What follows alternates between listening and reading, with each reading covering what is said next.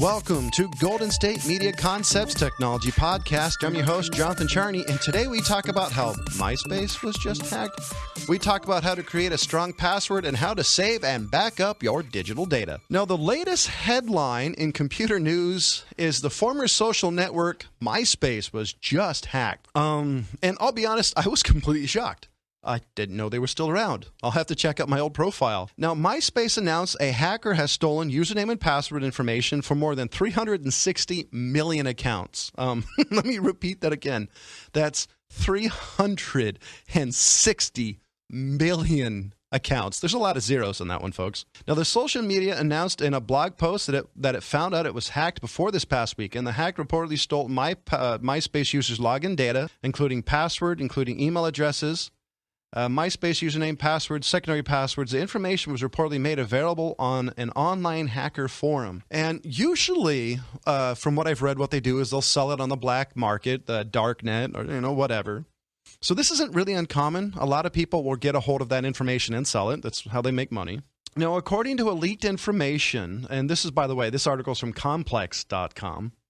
Now, according to leaked information, it was stolen from 360,213,224 accounts. They said those more likely to be affected by the hacks are using the accounts created before June 2013. Basically, what it is there's two technically different versions from what I've read of MySpace. There's a previous version that you could use HTML, you could do whatever you wanted to it, and there's a newer version of the profile. Now, unfortunately, it's probably likely everybody's account has been affected.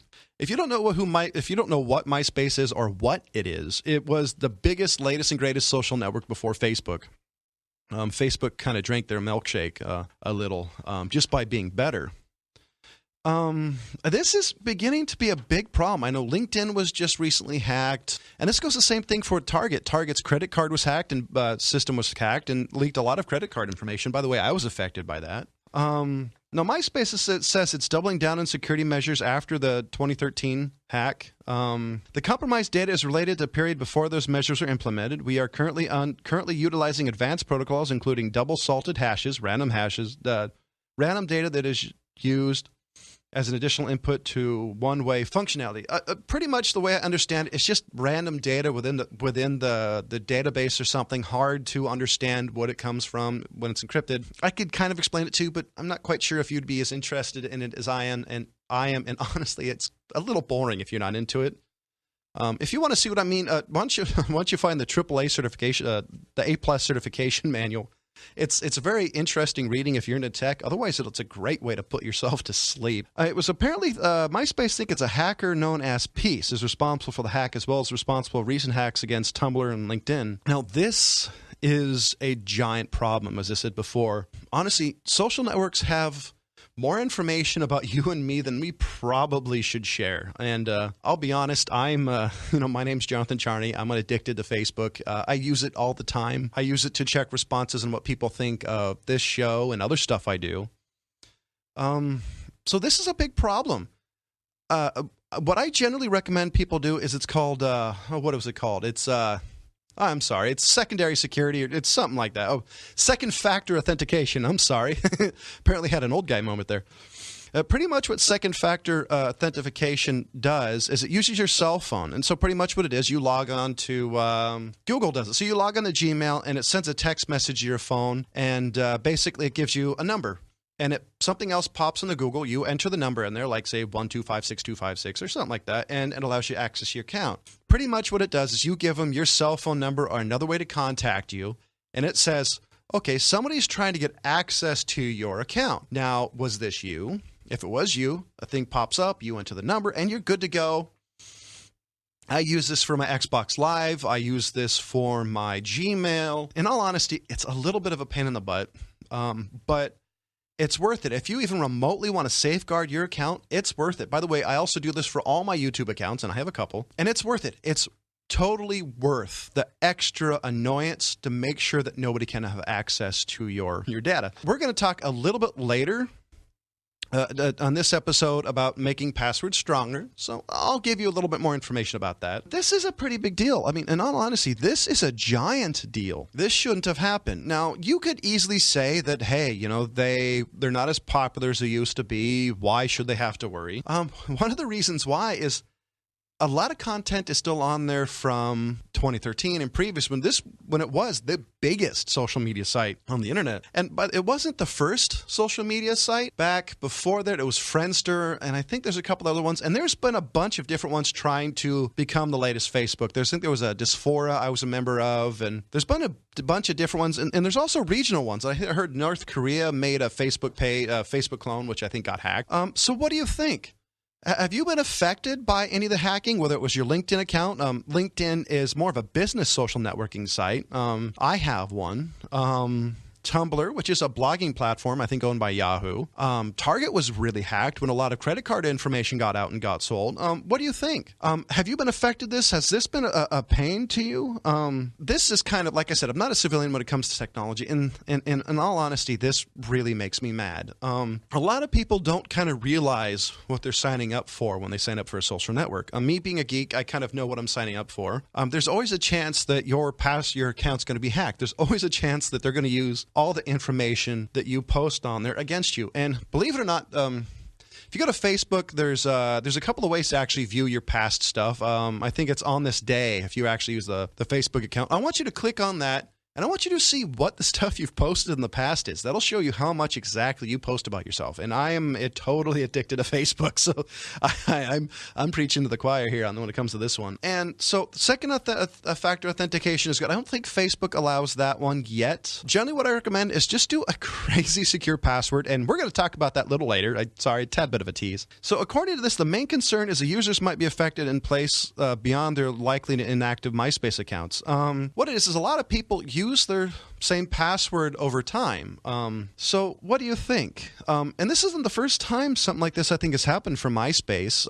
And some of the security researchers are thinking the problem with MySpace hack and some LinkedIn hacks is it's providing enough information that hackers are going to learn how to start hacking more encrypted databases. Now, according to this, it was hashed and salted or something like that. So it's a little bit more secure than your standard passwords. Standard websites. Now, there are some websites that pretty much put all their passwords in a text file. And if somebody can somehow work their magic to get into it, they could have access to everything. Now, I want you guys to do me a favor. I want you to check all your passwords. If you use something like your birth date, if you use your anniversary date, if you use your child's birth date, I want you to do me a favor. I want you to change it. One of the reasons why is there's something called social engineering or something like that. Pretty much what it is ways to get information about you. Because, by the way, your birth date is public record. It's not hard to find somebody's birthday. You do have to do a little bit of digging to get that information. And if they can guess your birth date, because that's honestly one of the first things I would try. Now, some of the most commonly used passwords are love, secret, sex, God, 1 through 10, 1 through 4, A, B, C, D, you get the drift. Very simple. Oh, yeah. And QWERTY, QWERTY is a big password. If you don't know what I'm talking about, I want you to go look on your standard keyboard. Right by the tab keys and under the number keys, it's QWERTY, QWERTY. Most keyboards are QWERTY. Now, that is also another one of the big passwords, and we're catching at the break, and I wanted to make sure that you were interested for the next stories coming at the break, so I will catch you on the flip side. Tired of searching the vast jungle of podcasts? Now listen close and hear this out. There's a podcast network that covers just about everything that you've been searching. Hey! The Golden State Media Concepts Podcast Network is here. Nothing less than a podcast bliss with endless hours of podcast coverage.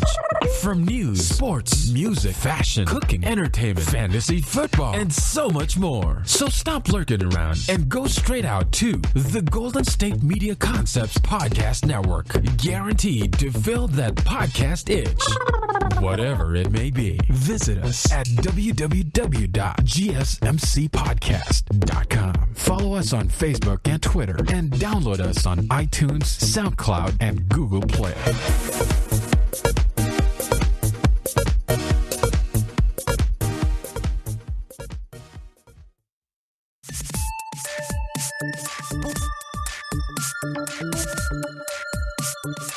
Now, I want you guys to create a strong and powerful password.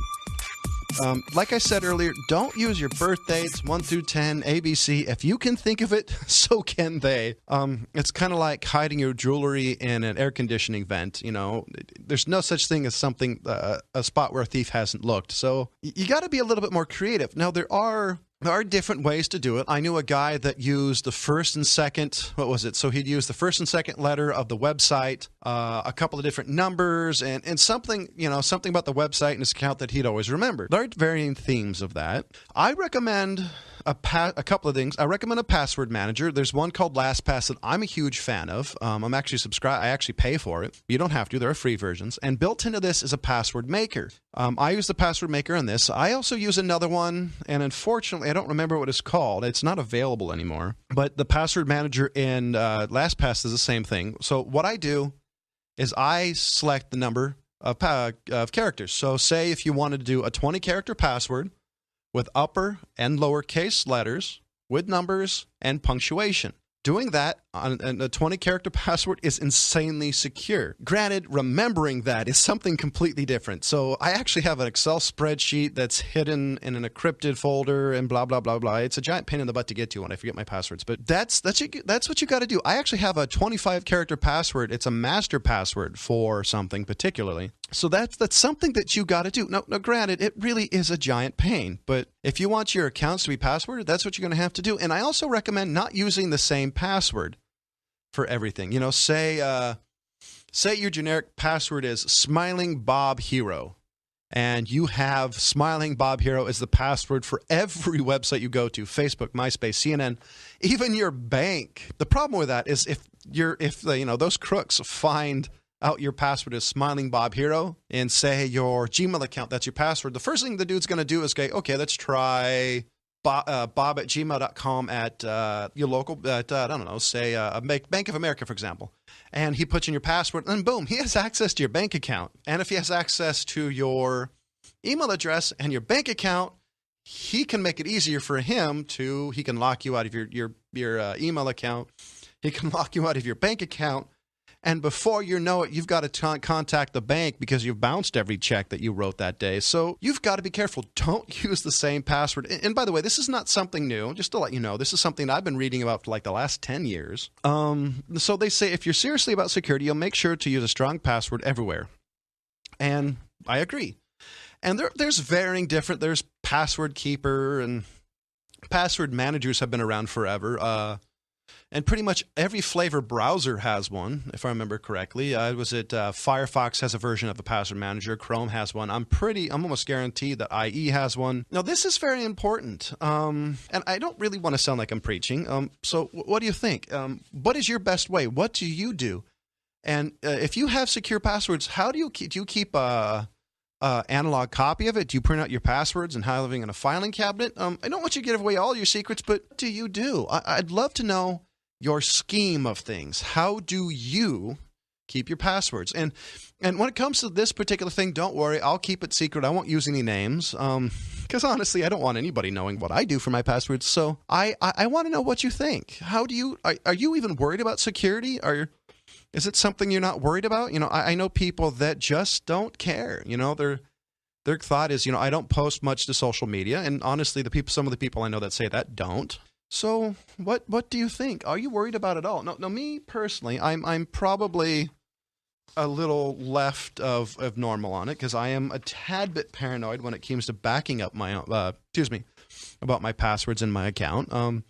I'm very secretive of that information. Granted, if you're actually a Facebook friend of mine, I do post a lot of stuff. So what do you think? I'm totally interested in what you think about the passwords. And the next one, the next thing I'm talking about is extremely important to me also is I'm a digital pack rat. I have files and Word documents and stuff pretty much since 4th or 5th grade. Now, granted, it's on various different software like Word. I think I have some Q&A files there. So I've got a bunch of different files in there regarding some of my school homework and all that. And so I've got a lot of stuff. And, and in all honesty, I haven't actually looked at any of that for years, but to me, it's important Don't ask me why. Like I said, I'm a digital pack rat. So there's something they call the triangle of backup. And I guess the best way to describe it, imagine the food pyramid, if you will, from the school days. And the top of that is going to be your computer. Now, your computer, that's the internal hard drive. That's the number one thing. I wouldn't necessarily call that a backup, but that is the top of the pyramid. Now, there's a couple of different ways to do this, and I do recommend looking at the triangle of backup is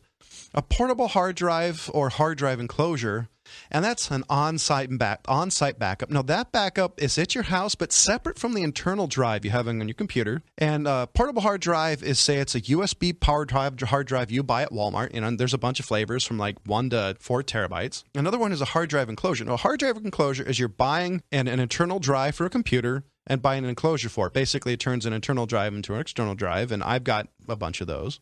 I also have a bunch of portable hard drives. And on-site storage is basically connect to your computer, and then you just constantly back it up. I'd say once a week, every month. It really depends on what you do. If you're an artist and you're a digital artist, I say every week, make sure you have a backup. There's a couple of different ways to do that. Drag and drop, copy, paste. There's scheduling you can do via Windows or Mac. The other one I'm big on, and granted, not everybody is, and I've had people argue back and forth on me on this one, is offsite storage. Now, the one people are worried about this for one is they don't want to have people have access to your files. Now, this one honestly requires trust.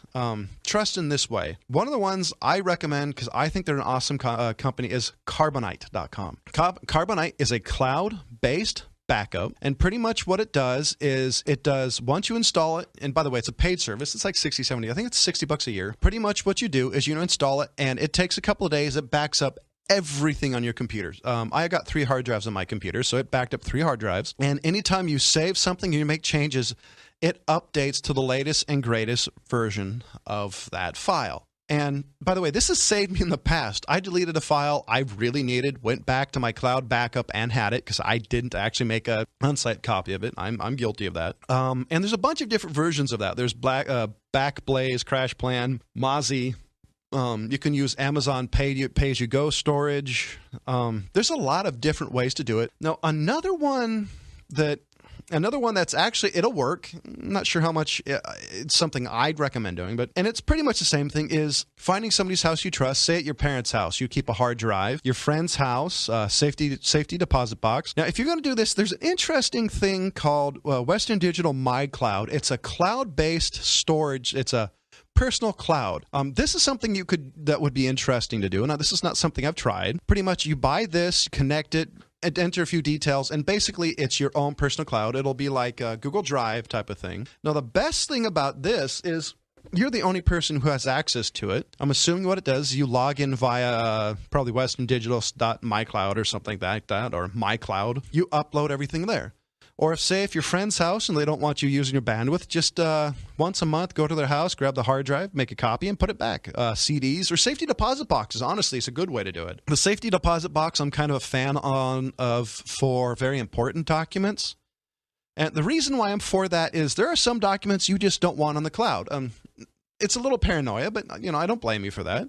And it's honestly, when it comes to being online, paranoia is not a bad thing. Paranoia will keep you safe, will keep you secure. So what I'd recommend, if you're going to do the safety deposit boxes, keep tax records, copies of, like digital copies of your birth certificate, your kid's birth certificate, all the really important information, and put it in a safety deposit box, because you're going to be the only person who has records of that and be able to have access to that. And I really do think that is probably the most important thing you can do. If you're going to do any backup is back up those, and I really do like the safety deposit box thing. And we're coming up the break, and coming up after that break, we're going to be talking about something that's been made, that Valve made, and Valve owns a thing called Steam, and this is going to be, well, you'll see. So I'll see you after the break. Are you looking for help for your fantasy football team? Check out the GSMC Fantasy Football Podcast. Get today's best advice on who to start, who to sit, even who you should draft. From sleeper picks to red-hot lineups, they got it all covered for you. That's gsmcpodcast.com/fantasy-football-podcast. We'll cover traditional leagues, dynasty, PPR, even IDP leagues. When you need fantasy help, there's just one show to hit up. Don't forget to like them on Facebook and follow them on Twitter. Visit gsmcpodcast.com for more info.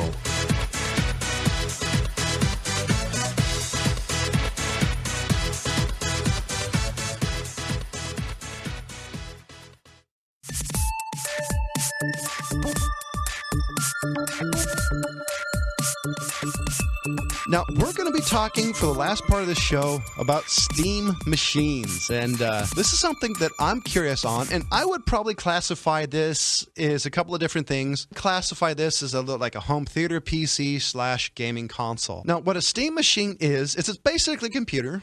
Just like a console, technically. But it has a Steam OS on it. And Steam OS is made by a company called Valve. And if you're a gamer out there, you know who Valve and you know what Steam is. Valve probably made one of the most famous games that have come out in the last 20 years called Half-Life. And so what this is, and there's a couple of different models there's like, it goes for like pretty much is $500 and up. I've seen $2,500 ones and Steam machines, and you can build your own or buy your own. There's one that looks really interesting to me by Alienware. It's roughly, I think, $1,300, and it comes with a standard, I think it's a Core i5, gigabyte graphics card, 16 gigs by RAM, stuff like that. They're fairly high-end machines.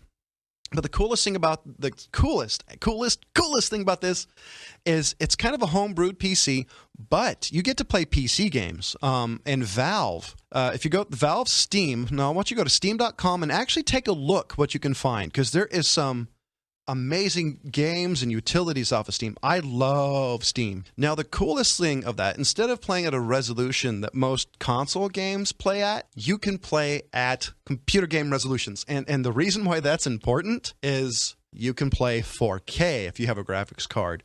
You can play at resolutions that consoles right now are not capable of playing, and trust me, that is amazing when you get to see it. It is one of the reasons why they they jokingly call it the PC Master Race. Now, they also, Steam/Valve also released a gamepad controller that is compatible with it. I haven't played with it. It does, honestly, it looks very uncomfortable. I'm a big fan of the way the Xbox controller looks. Now, I liked the Duke. Now, the Duke was the giant controller the original Xbox had, but I also really love the One's controller.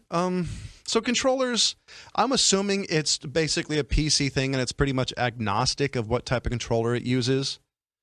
They've sold a lot, apparently. So I did read something, and for some reason on my notes, it's not telling me, and I'm really sorry about that. They sold a ton of those controllers. And so what do you think? Have you heard of it? Have you tried it? What do you think about it? I'm really curious. I don't know too many people who have Steam boxes. Granted, I am one of the bigger geeks of most people I know.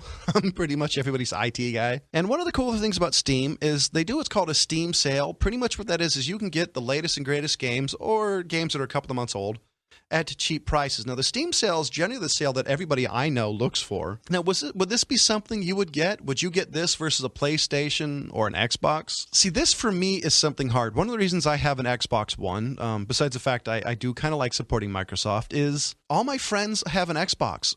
There are a couple of people who are rare that have PlayStations, but almost everybody I know has the Xbox. And so that's still something that I have to consider when it comes to consoles is who am I going to play with?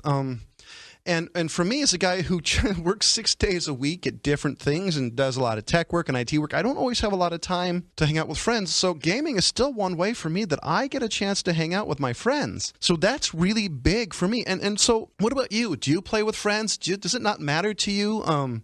Do you have a job that just doesn't let you do that? Please tell me, what is one of the reasons you choose your consoles? One of the things that people choose consoles are titles that are only available on that console. For Xbox, it's Halo. I love Halo. At least I really love the first one. You can, mileage may vary in my opinion on any of the other ones. So what do you think? Now, it is interesting that Valve's goals with Steam machines and Steam are so clear, to bestow upon PC gaming the ease and accessibility that the console jockeys already enjoy. Now, one of the better or worse, really depending on you look at it, is console games. There's a limit to the power. I know we talked about this probably a little bit more than we should have in this segment, but computers are constantly upgradable. That is the one true great thing about, say, like a Steam box, if you make it or you buy one, is the upgradability. Now, so what do you think? Is there something you like about it? Have you used it? I'd want to know, because for me personally, one of the things I love about PC gaming, besides the graphics, is times are just better games. And by better games, what I mean is there's some more independent games. There's more just different things that probably would not have been published by Microsoft or PlayStation. And I just think it's a great way to homebrew technology and games and blah, blah, blah, blah. I know, I'm excited about the Steam. I really want to try this Steam box now. I don't right now have anything I think I can play it with, nor at the moment do I have any sort of controller that I can plug into it. So it is something that I'm thinking about sometime in the future, at least making a little bit of an investment in to play it. Now, like I said, the cooler thing about Steam is what's available. The bad thing about it for me personally is it's required, at least on the PC, you're required to have an online connection unless you hit the offline button. So, like all these kind of digital distribution platforms, there are weaknesses to it. But this is coming as somebody who just likes physical media. I still buy game discs. I still buy the game discs. And I have an archive, jokingly, of video games I've had for the last 20 years, including some video games that didn't sell a lot of numbers. I have a copy of the Johnny Mnemonic video game, which if you actually look it up is considered one of the worst video games ever made. Not as bad as E.T., the video game for Atari, but it's up there. Trust me, that game's awful. And so on today's episode, we've talked about some interesting topics. We've talked about MySpace and who knew they were still around. We talked about Steam machines, and we talked about the best way to have secure passwords and how to back up your computer. And I want to reiterate a few things when it comes to backing up your computer. It doesn't matter how you back it up to me, but it is important that you do. I like the triangle backup because it's a better way to keep copies of your stuff. But no matter what, please do me a favor. Look at how you store your data and make sure you back it up. Because if there's a fire, if there's somebody accidentally deletes your hard drive, it crashes, you lose everything. It's not good. So please do this humble geek a favor and back up your data. And along with that, make sure you change your passwords. Try to make individual passwords for all your important websites. Most security people say for every website, but make a different one for Facebook, make a different one for email, make a different from Pinterest, and all the stuff where you post most of your important stuff, have a different password. It'll protect you. It'll make your life better. It's a less likely chance of you getting locked out, honestly, of your accounts. And please, please, please do me this favor. And do me a favor. I want you to listen to previous episodes of the Golden State Media Concepts Technology Podcast. And you can do that by going to gsmcpodcast.com. That's gsmcpodcast.com. And also along with it, I want you to take a look at the other shows we have. We have football, MMA, movies, sci-fi, television. We have a ton of amazing content done by very talented people. So I want you to check it out at gsmcpodcast.com and take a look. Along with that, I want you to take a look at previous episodes. Last week's episode, we talked about drones. In previous episodes, we talked about the rumors of the new iPhone. So take a look and see what you like. I also want you to do is I want you to like, subscribe, tweet. I want you to tell everybody you know about the awesome show that's Golden State Media Concepts Technology Podcast. And also along with that, I want you to get a hold of me. And is there a story you want me to talk about? Is there something that I haven't talked about that's really jazzing you up, that's just really your thing? I want you to get a hold of me and send me an article, send me a news story, do whatever you can to get a hold of me so I can talk about it on air, because I would love to talk about something that you're interested in. And you can check out all the show notes and everything at gsmcpodcast.com. And as always, I want to thank you for listening.